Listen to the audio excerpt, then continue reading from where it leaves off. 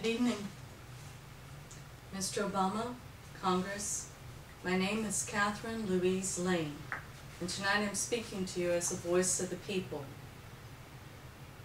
I'm going to read most of this because we gave a lot of thought to this, so I don't want to miss anything. And we had hoped that you would be able to reach a compromise and get bills passed that would let our country move forward. But sadly, with all of your education and political experience, all we've seen is grown adults acting like school children and letting your egos get in the way of real progress. We have listened to the Democrats tell us it's the Republicans' fault, and the Republicans tell us it's the Democrats' fault.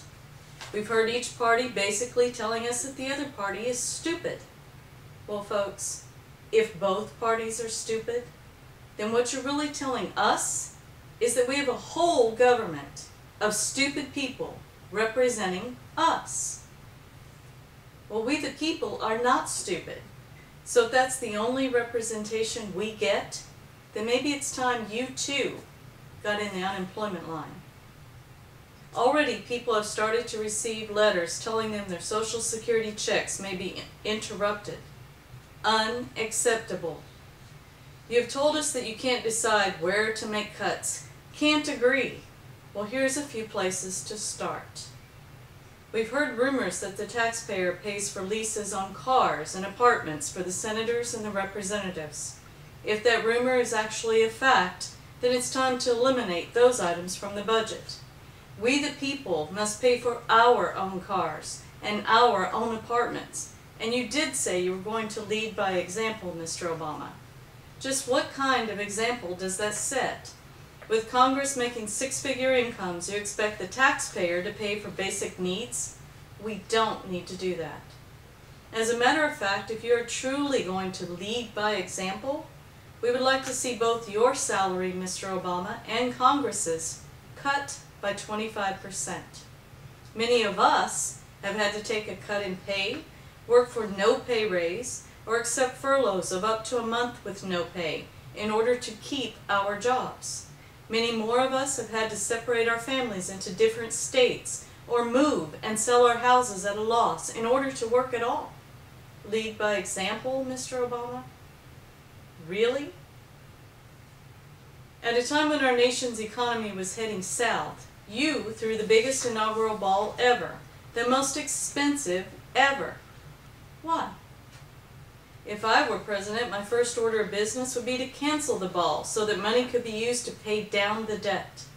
My next order of business would be to cut both my salary and Congress's by 25% until the debt is paid.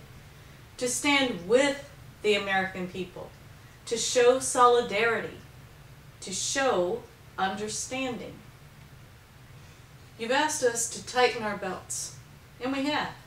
So much so that it's getting hard to breathe. Meanwhile, what has Congress, or you for that matter, given up?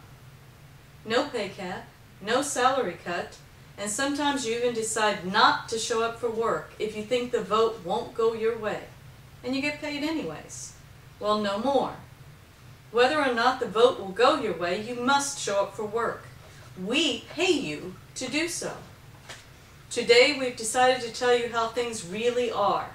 For too long, we the people have hoped and prayed that both Congress and the President would figure out how to compromise and get the bills passed into law that we need. We have allowed our government to get so big and unwieldy that it acts like a monarchy ruling over its subjects. Well, today is the day we shatter your delusions of grandeur. You, Congress, and you, Mr. Obama, are servants of the people. You are not our rulers, and we are not your subjects. We pay you to do a job, and you refuse to do your jobs by playing mind games and letting your egos get in the way. No more. Our founding fathers told us that when our government gets too big and takes too much, we the people must stop it. It is our patriotic duty to do so. Today, we the people have the floor. You've been acting as though you can't hear us.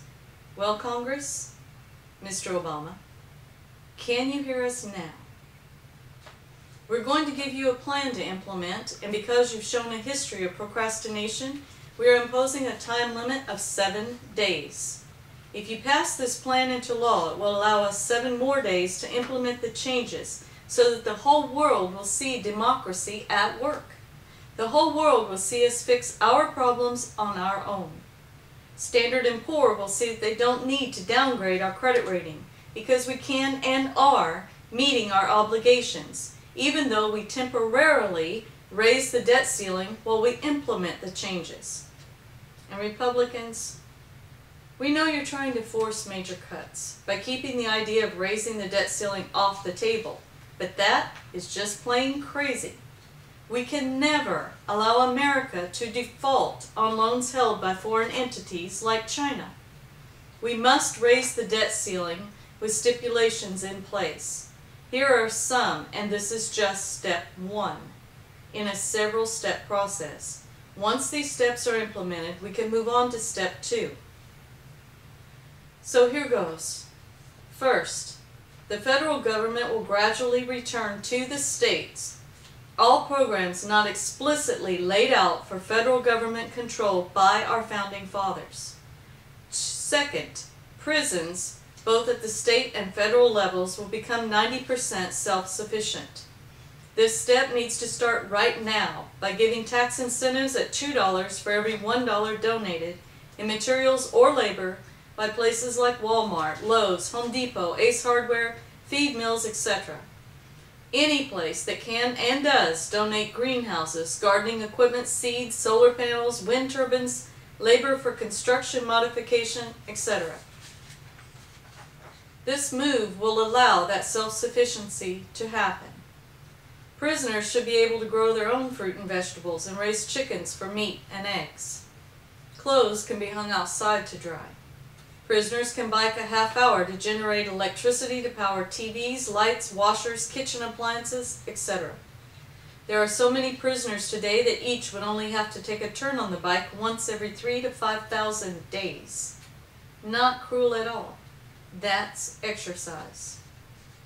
Prisoners that are violent, as in beating, raping, or killing other prisoners, can be drugged and gradually let off the meds as they learn to control their anger issues. Again, not cruel, considering we put Granny and Grandpa on drugs in the nursing homes for ease of care. And don't tell us you really believe senior citizens go catatonic from old age. Really? Prisoners will pay a small amount into a health care fund if they want health care. Right now, the taxpayer foots the bill for every medical expense as well as for court costs. So prisoners can pay into a fund for legal fees as well as to help defray some of the burden from the taxpayer. Prisoners can work on projects to earn the money for these two funds by painting, tiling, or on other projects developed by the warden and/or state government. Rooftops can be modified in such a way as to get hot water warmed by the sun with a small adaptation to the hot water heater. Skylights can be put in to allow more light that are small enough no person could fit through. Solar lights can be used with electric backups in the prison yards and parking lots. Federal prisons can follow these same guidelines for self-sufficiency as the state prisons.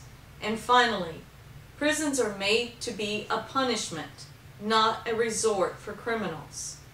Maybe if the time spent there wasn't so easy in the mind of the criminal, they wouldn't keep going back. Pattern after Warden Joe Arpaio in Arizona. Keep the prisoners busy on projects 8 to 10 hours a day, 6 days a week. We the people work 8 to 10 hours a day and most Saturdays to keep a roof over our heads and food in our mouths. Prisoners should have to do no less.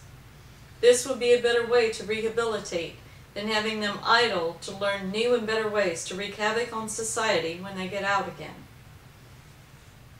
Because states usually spend anywhere from 9 to 11% of their budget on prisons, these changes will free up anywhere from 8 to 10% of their budget to put on other programs. Wardens and guards to pay for their own uniforms, states to pay for ammunition, training, vehicles, and payroll. Third, the welfare program must be overhauled. Welfare recipients will be randomly drug tested. If we, the people, have to be randomly drug tested in order to keep the job that pays the taxes that provide their checks, then they can and will be randomly drug tested to get that check. If popped for illegal drugs or illegally obtained prescription drugs, then their welfare benefits go away and any children in the home will be removed for their safety. Vocational schools of 2 years or less will be provided to people who want off of welfare.